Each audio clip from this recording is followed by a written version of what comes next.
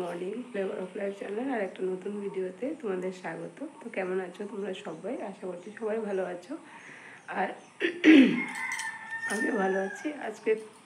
আজকে খুব খুশি আছি, কারণ আমাদের কারেন্ট এসে গেছে 8 দিন পর।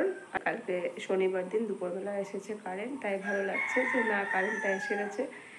বৃষ্টি কমেনি এখনও, বৃষ্টি এটা থাকেই আমাদের, আর এটা আমাদের লাগবেও, বৃষ্টি ছাড়া আমাদের চলবে না। তাই বৃষ্টির ভালোই লাগে, বৃষ্টি খারাপ লাগে না। কিন্তু কারেন্টটা ছিল না, তাই এতদিন খুব খারাপ লাগছিল। এখন কারেন্ট এসে গেছে, আর যেন এই ঝড় বাদল তুফান যেন না হয়, হালকা হালকা বৃষ্টি দিয়েই যেন আমাদের বর্ষাকালটা চলে যায়, এটাই কামনা। আর যেন তুফান না হয়, বাস একদিন তুফান হয়ে ভালো ঝাটকা দিয়ে দিয়েছে আমাদেরকে 8 দিনের জন্য। আর যেন তুফান না হয়, আর যেন মানুষের ক্ষয়ক্ষতি না হয়। নর্মালি বৃষ্টি দিক রৌদ্র দিক এইভাবেই চলুক, বাস এটাই চাওয়া, আর কিছু চাওয়ার নেই। তো সকাল সকাল ঘুম থেকে উঠে আশেপাশে সব কাজকর্ম সেরে, সব কিছু সেরে, ঘর দুয়ার গুছিয়ে আমি স্নান করে চলে এসেছি। এবার যাব সকালের ব্রেকফাস্ট করতে। তো চলো তোমাদেরকেও সঙ্গে করে নিয়ে যাই, কি করি না করি তোমাদের সাথেও শেয়ার করি। তো চলো সঙ্গে থাকো আর দেখতে থাকো। আর বড়োদেরকে প্রণাম আর ছোটোদেরকে অনেক অনেক ভালোবাসা জানিয়ে আমি আমার আজকের ভিডিওটা স্টার্ট করলাম। তো সঙ্গে থাকো আর দেখতে থাকো। তো সকালে ঘুম থেকে উঠে স্নান পুজো সব সেরে ঘরটা গুছিয়ে নিলাম, চারিদিকে ঘরগুলো সুন্দর করে ঘর দুয়ার গুছিয়ে তারপরে চলে যাব রান্নাঘরে। আজকে একদমই রান্নাঘরে মানে চাও খাওয়া হয়নি, একবারে এখনই গিয়ে আমি চা করব। আর একটু লেটও হয়েছে, আর এই যে প্রতিদিন বললাম সকাল হলেই বৃষ্টি থাকে, তাই একটু ঘুম থেকে উঠতে লেট হয়ে যায়। আর স্কুল বন্ধ ছিল ওই দিন, তাই ছেলেরা স্কুল যায়নি বলে আমি একবারে স্নান করেই চলে এসেছি। এসে সমস্ত কাজবাজ সেরে তারপরে যাব রান্নাঘরে। তো বাইরে একটু রোদ উঠেছে, সকালে একটু বৃষ্টি হয়ে গেছে, তারপরে একটু রোদ উঠেছে। তো চলে এলাম রান্নাঘরে। দেখো আগে চা করে নিচ্ছি, একটু লিকার চা, তারপরে একটু সবাই লাল চা খেয়ে নেব, তারপরে সকালের ব্রেকফাস্ট আর দিয়ে দিন শুরু করব। তো দেখো চা হয়ে গেল, সবাইকে দিয়ে দিলাম চা খেতে। এবার আমিও বসে পড়লাম চা নিয়ে। আর এই যে চায়ের মধ্যে, যে চায়ের কাপের মধ্যে যে দেখছো একটা চামচ ঢুকানো, এটা না আমার চা খাওয়ার সময় অভ্যেস। আমি চামচ দিয়েই প্রথম গরম চাটা ডাইরেক্ট চুমুক দিয়ে খেতে পারি না, আমি একটু চামচ দিয়ে চাটা খাই। তাই আমি যখনই চা খাই কাপে চামচ নিয়ে নিই। তারপরে দেখো চলে এলাম সকালের ব্রেকফাস্ট করতে। আর আজকের সকালের ব্রেকফাস্টে আমি বানাচ্ছি একটা খুবই হেলদি আর একটা টেস্টি চিলা। এই যে চিলাটা বানাচ্ছি দেখো, এই যে গোটা মুগ আর চানা দিয়ে ছোলা ভিজিয়ে রেখেছিলাম, ছোলা আর মুগ একসাথে ভিজিয়ে রেখেছিলাম রাত্রিবেলা। এবার আমি ছোলা আর মুগটার মধ্যে 3টে কাঁচা লঙ্কা আর আদা দিয়ে আমি এটাকে পেস্ট করে নিলাম। তারপরে দেখো আমি এখানে ওই পেস্টটার মধ্যে, ছোলা আর মুগের পেস্টটার মধ্যে দিয়ে দিলাম 1 বাটি আটা আর 1 বাটি বেসন। তারপর দিয়ে দিলাম গ্রেট করা গাজর, কুচি করা পেঁয়াজ আর একটা টমেটো কুচি। আর এখানের মধ্যে আমি আর কাঁচা লঙ্কা কুচিটা দেইনি, যেহেতু আমি পেস্ট করার সময় কাঁচা লঙ্কা দিয়েছিলাম তার জন্য। তারপর দিয়ে দিলাম হলুদ, নুন, একটু জিরে গুঁড়ো, একটু লঙ্কা গুঁড়ো আর একটু ধনে গুঁড়ো দিয়ে তারপর আমি একটু করে জল দিয়ে সুন্দর করে ব্যাটারটা রেডি করে নেব। না পাতলা, না খুব বেশি পাতলা, না ঘন হবে। এই যে দেখো এই কনসিস্টেন্সিটা হবে, এইভাবে সুন্দর করে ব্যাটারটা তৈরি করে নিলাম। তারপরে এক এক করে আমি একটু করে তাওয়াতে তেল দিয়ে একটা করে চিলাগুলো বানাবো। হয়তো বা চিলাগুলো দেখতে অতটা সুন্দর হবে না কালারটা, কিন্তু এই চিলাটা না খেতে খুব টেস্টি হয়, আর যে খুব হেলদি খাওয়া এটা। তারপরে আরেকটা কথা কি বলো তো, একদম কম খেলেই কিন্তু পেটটা ভরে যায়। তুমি যদি 2টো চিলা খাও, 2টো চিলা খেলে এরকম লাগে যে তুমি অনেকটা খেয়ে নিয়েছো, অনেক পেটটা ভরে যায়। আর এটা তো ডায়াবেটিস পেশেন্টের জন্য বলো বা এমনিতেই বলো, এই চিলাটা খেতে কিন্তু খুব দুর্দান্ত লাগে। আর মুগটা খাওয়া কতটা ভালো সবাই জানো তোমরা, এই সবুজ মুগটা খাওয়াটা যে কতটা ভালো।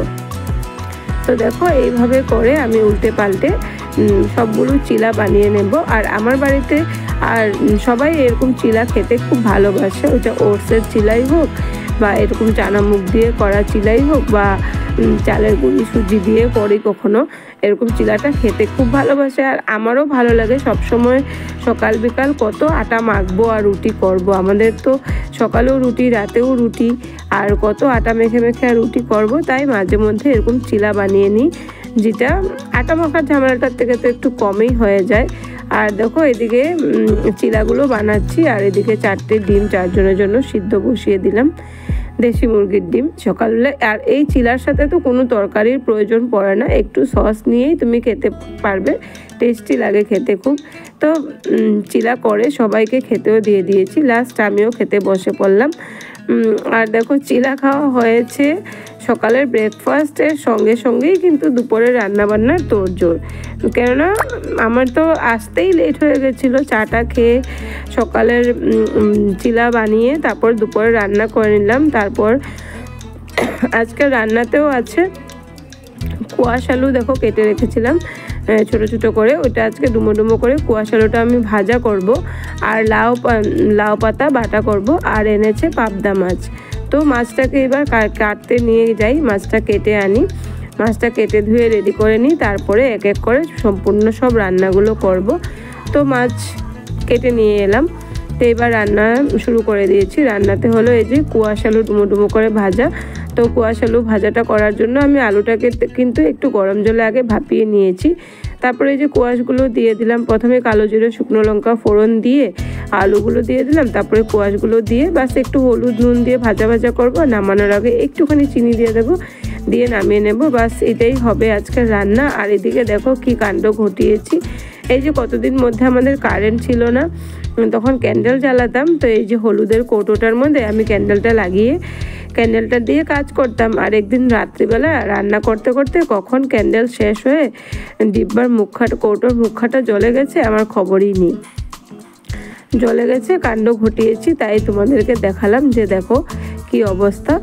তো আমার হয়ে গেছে ভাজাটা। আর দেখো ভাজাটা এভাবে চারিদিকে ছড়িয়ে উঠিয়ে নিয়েছি যাতে তেলটা ঝরে যায়, তেল ঝারিয়ে আমি নামিয়ে নিলাম ভাজাটাকে।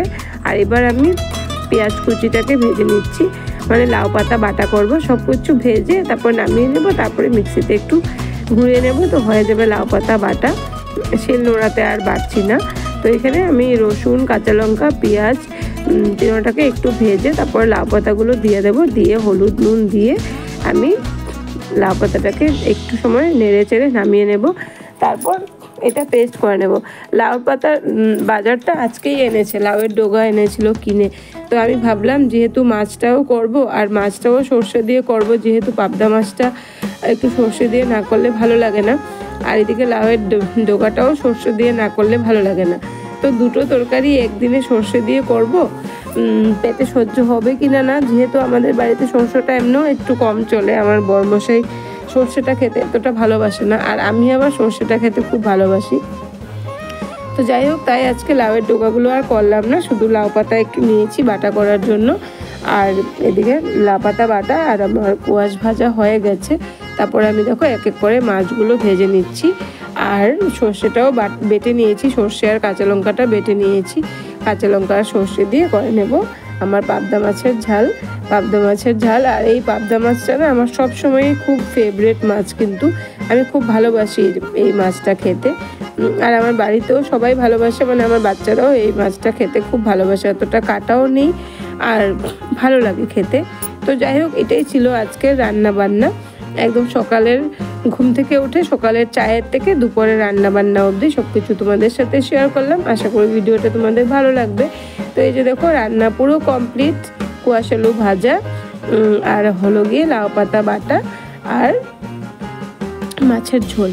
তো এটাই হলো আজকের আমাদের দুপুরের লাঞ্চ মেনু। এবার ভাত বাড়া হয়ে গেছে সবার জন্য, তো সবাই একসাথে খেতে বসে পড়লাম। তো এটাই ছিল সারাদিনের একটা ছোট ভিডিও। আশা করি ভিডিওটা তোমাদের ভালো লাগবে। ভিডিওটা ভালো লাগলে লাইক কমেন্ট শেয়ার করে দিও, আর আমার চ্যানেলটাকে সাবস্ক্রাইব করে আমার পাশে থেকো। তো সবাই ভালো থেকো, সুস্থ থেকো, দেখা হবে পরবর্তী আর একটা নতুন ভিডিওর সাথে। আর বাজার এনেছে, বাজারগুলোকে গুছিয়ে রেখে দিচ্ছি, তো কেউ স্কিপ করো না, পুরো ভিডিওটা ফুল ওয়াচ করো প্লিজ। আর সবাই সাথে থেকো, পাশে থেকো, সবাই ভালো থেকো, সুস্থ থেকো। আর যারা নতুন বন্ধুরা এসেছো আমার চ্যানেলে, প্লিজ আমার চ্যানেলটাকে সাবস্ক্রাইব করে আমার পাশে থেকো। তো টাটা।